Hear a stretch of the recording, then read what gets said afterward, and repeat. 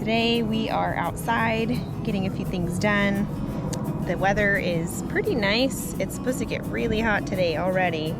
It's not even April yet, and today's high is 85 degrees. So we're gonna try and knock some things out before it gets too hot. I just really want to give you guys an update on what the homestead has going on right now. Our meat chicks are growing super fast. We're getting ready to bring them out for the first time today so they can put their feet on some grass and get some sunlight. And then we have several things going on in the garden. We have some other animal updates to give you guys, so stick around. We're excited to share with you.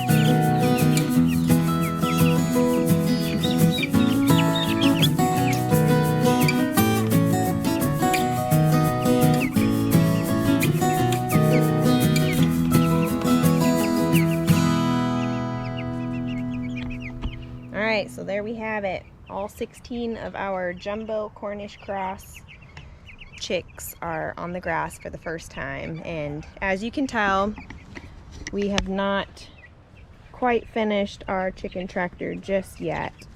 We have to put a covering over the top. We just ordered the tarp today. These chickens will not be staying outside overnight just yet. We'll just have them out here while we're in the yard. They are protected by Premier One Electronet fencing all the way around, but the lid is still open, so anything could swoop in or jump in that were to make it past our fencing. So we'll be taking them back inside whenever we go inside. We just thought it was nice and warm out here today. We can put them out on some grass and let them stretch their legs a little bit, get some green grass in their system, some sunshine, and just enjoy the day with us. So we will be showing you guys a build tutorial video for our chicken tractor design. It is very lightweight and cost effective with the prices of wood right now. PVC is the way to go. So once we finish that up this weekend, we will be sharing that video with you guys. Okay, so quick garden update. I did not make a video about this, but we did plant our spring potatoes. You can see that they're all starting to come up and push through this hay here, so probably let them go through the weekend and then go ahead and put some more soil and hay on top. When you continue to cover potatoes while they're pushing up through the dirt like that, it encourages them to spread their roots and grow a little bit bigger under the soil. So I will be adding a little bit more at the beginning of next week. Our herb bed is doing pretty good. These are all the perennial herbs that have came back from last year. We have our lemon balm. We have some cilantro that actually had seeds under the soil that just volunteered and came up this year, so it's perfect. We don't have to plant anymore. We have some parsley that came back up on its own, some chives, and our mint. We have some other starts that we plan to transplant here. I don't know if we'll get to it today or if we'll wait until the beginning of next week as well. So we'll finish off the bed with our basil, dill, savory, which is like an oregano, and whatever else that we started. Here's our strawberry bed. You can see that it has really filled out. These are the plants from last year. You see how thick they've gotten, and they're starting to run into the middle of the box, which is the plan. These are the plants that we planted this year in our video with our bare root strawberry starts. They have really taken off this past week with the heat and the rain, so hoping that this middle section they'll grow together and fill in. But we've got several blossoms coming up, so we'll have some strawberries here in just a couple of weeks. And for those of you wondering if the ants came back that were in this bed, yes and no. So in the area that we dug them up and removed them, they're gone, but they had a few of their buddies that stayed behind, so they're here on the side of this bed. This is where they were, and this is where some of them have relocated. So we're gonna have to do phase 2 of fire ant removal from the strawberry bed. So our root vegetable bed that we planted that has our beets and radishes, and in between the radishes we have some carrots down there, are doing really well. The radishes are already starting to push themselves up out of the ground. We just added a little bit more soil to help encourage them to grow a little bit bigger before we harvest them. So the idea is once the radishes are out, it will create a better space for the carrots to grow and produce a more straight and visually appealing carrot.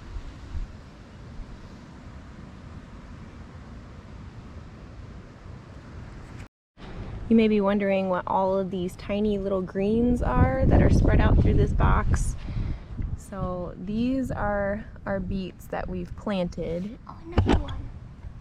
And then all of that cover there is actually a weed. I noticed at the end of last summer that the weeds that were in this box that I let take over had dropped so many seeds that it was impossible to remove them.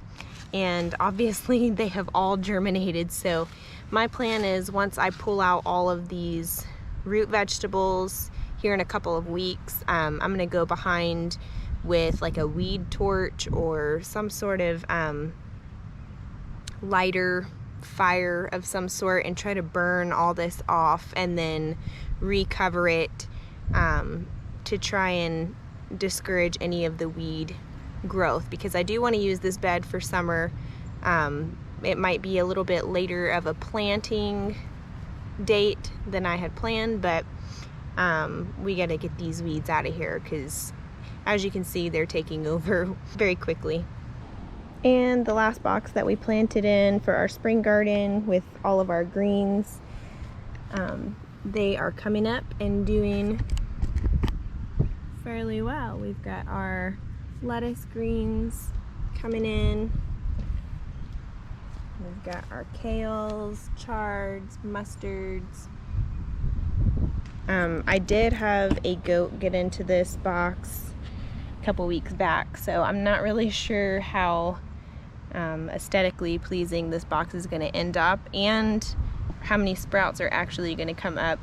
So that's okay. There's enough here that has came up so far that will be enough for our family, for our greens and stuff. But I do like to grow a little bit extra to give away to friends and stuff. You can't really preserve greens very well. Your kale and mustard greens you could can, but they're really better fresh. So this will still be plenty for us to eat fresh, and by the time the green season is over, we'll be ready to pull them out and go ahead and plant something in here for summer as well.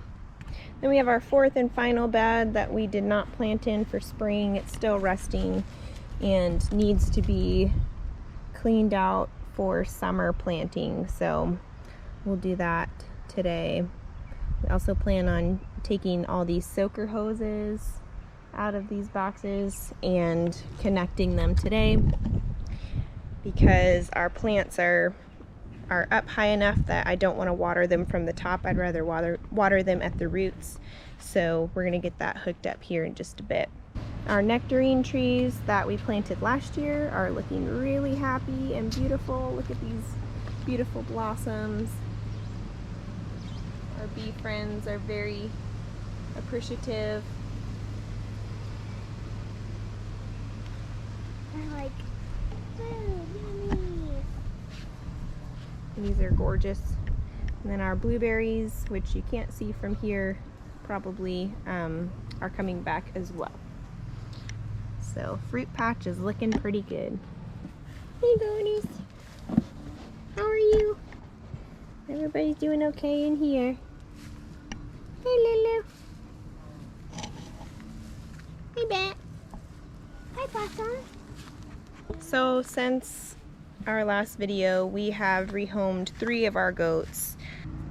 We're considering what to do with the rest of our herd with moving over to the land.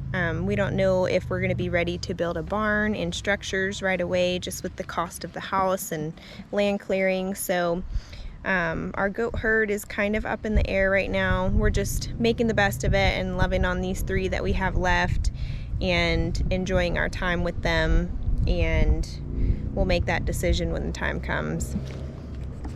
Alright, up here on the porch we have our potted trees and plants. Reagan planted some microgreens probably about 2 weeks ago, and also some wildflowers. So I think she planted every other one with both microgreens and wildflowers. What do you think, Rolo? It's hot, buddy.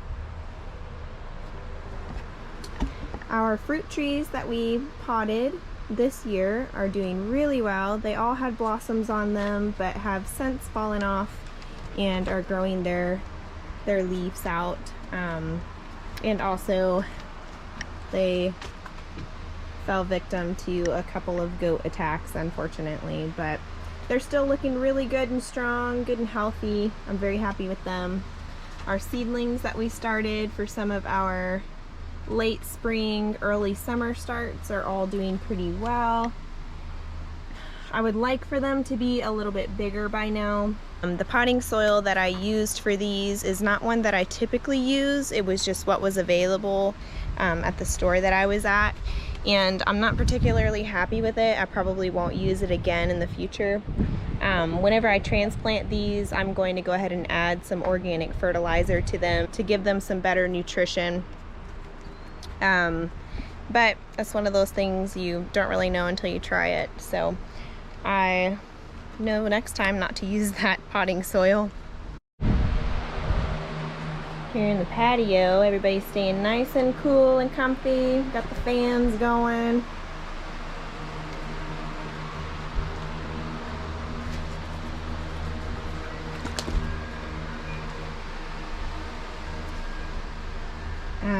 About 2 weeks ago, the person that lives at our old house asked me if I was interested in taking any cuttings off of the fig tree that I had planted there, and of course I said yes. So this is a pot full of cuttings from that fig tree. I was really sad to leave that fig tree behind at that property, so whenever she asked me if we wanted to take some, because it is giant and kind of unruly now. I believe it's about 7 years old, so it's huge and it's producing really well. So I went and grabbed some of these clippings and plan on putting them out at our land whenever the time comes to do that. So I'm super excited. We love figs, and it just has that memory attached to them that it's coming from the house that our daughter grew up in. So they're very special. We're excited to have them. All right, so that's pretty much the update around here at the homestead. Things are slowly starting to grow and fill in. Our animals are all happy and healthy. So today we're just gonna do a little bit of work to go ahead and finish up our garden areas for summer planting and transplanting.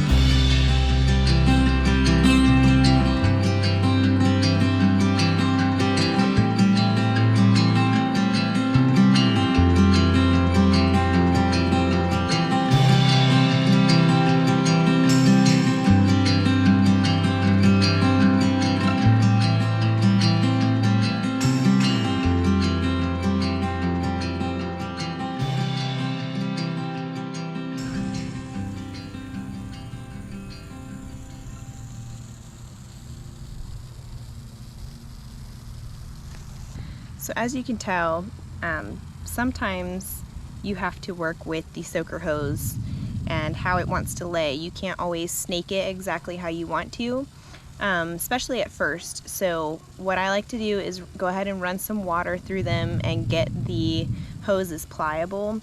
And then once they are a little bit easier to move and shape and maneuver, then I'll come out and kind of lay better lines. But for now, I just let it loop where it wants to loop and just very gently place them next to my seedlings and go ahead and run some water through it so that it's easier to move. There's no difference between the black hose and the gray hose. It's just what they had available whenever I went to the store. We have it connected to a short 5-foot long hose to our 4-way splitter here that has on and off switches so we can turn each bed on and off. Alright, so we've got our hoses set up, sort of.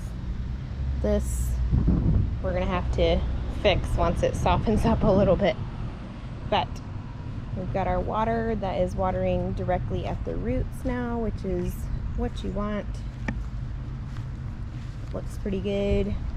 This bed obviously needs to be cleaned out, so that is the next job on the list, and then we'll be ready to go ahead and transplant some things here, clean this one out, and go ahead and get our flowers planted. Then the garden should be pretty close to done. We've got some summer starts that I want to start as well, like some cucumbers and some melons. We might go ahead and do that here in just a minute since it's already getting so hot and the sun kind of makes it hard to get a lot done out here right now. So we might go ahead and do some things in the shade, take a little break, come back out whenever the sun is down a little bit, it cools off, and it's a little more enjoyable to be out here working. We're going to be starting 2 different varieties of cucumbers. We're going to do a Puna Kira cucumber and a Soyu long Asian cucumber. Both of these are supposed to be very thin flesh and very sweet and known not to have a bitter flavor about them. Last year I did only straight 8 cucumbers, which a lot of people have a lot of success with them, and mine grew very prolifically. I had, several handfuls of cucumbers per day that were coming off the vines, but every single one were bitter. And after reading a little bit more about them, I read that that was kind of a common thing with the straight 8 cucumbers. It was a lot of people saying the same kind of thing, that the plants looked good, the soil pH was good, but the cucumbers were just bitter. So I'd rather take up that space with cucumbers that have been proven to be a little bit sweeter and more pleasant to the taste. I'm also going to be starting some muskmelon, which is like a cantaloupe melon. I thought I had some more watermelon seeds, but apparently I don't have any more, so I'll just start these for now, and if I come across some watermelon seeds that I want to put out there, we'll add those to the bunch. But I want to go ahead and get these going so that in about 4 to 5 weeks or so we're ready to transplant these and be ready for a summer harvest. So as I mentioned before, I wasn't too pleased with the potting soil selection that I had for this year. I'm not sure that it was much more than just topsoil. It did sprout most of my seeds, but just not a lot of growth very quickly, and I like to see a little bit more progress by this time in the season. So what I'm going to do is take the rest of that potting soil, put it in a big Tupperware bin, and I'm going to add some organic all-purpose fertilizer. I've used this brand in the past before and it's done really well, so hopefully adding a little bit of extra nutrition to that soil will help really jumpstart these seeds.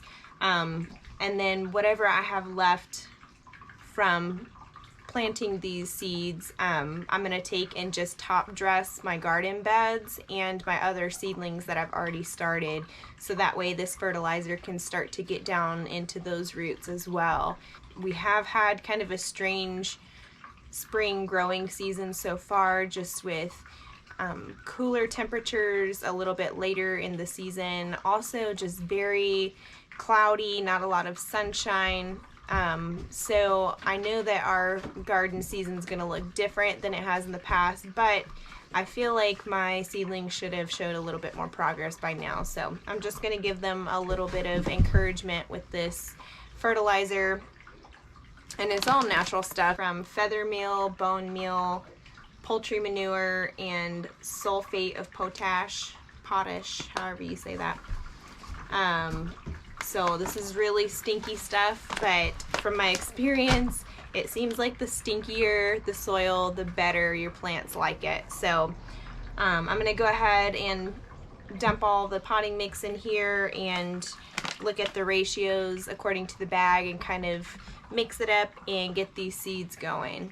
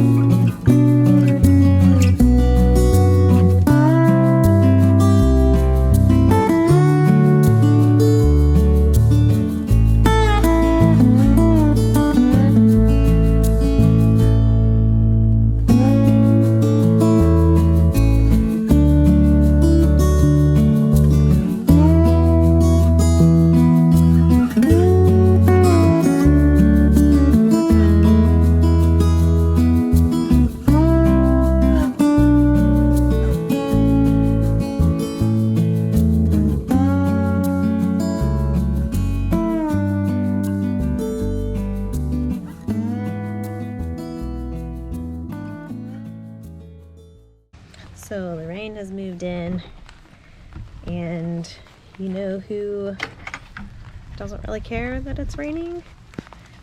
Hungry animals. So I'm gonna come out here and feed everybody, collect the eggs for the day, and call it done for outside. I think the weather has won today, but we did get a lot done, and we are set up for some quick success the next time we get out here.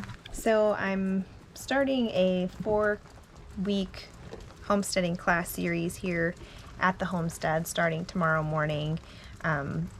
This is for our local friends and family who are interested in joining. Tomorrow's class is all about gardening. Then we'll be doing classes on sourdough starters, small livestock, and food preservation. So I'm really excited about this. I've got some things I need to go inside and print off and get ready for the morning.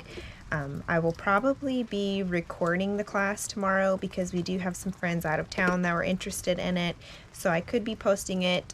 If you're interested in that, leave a comment below and I'll see what I can do for you guys.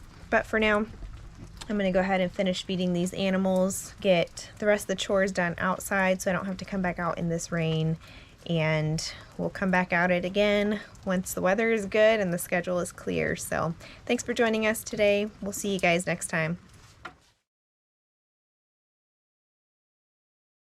I will most likely be recording the class for some friends that are out of town, so I may be posting really not patient at all.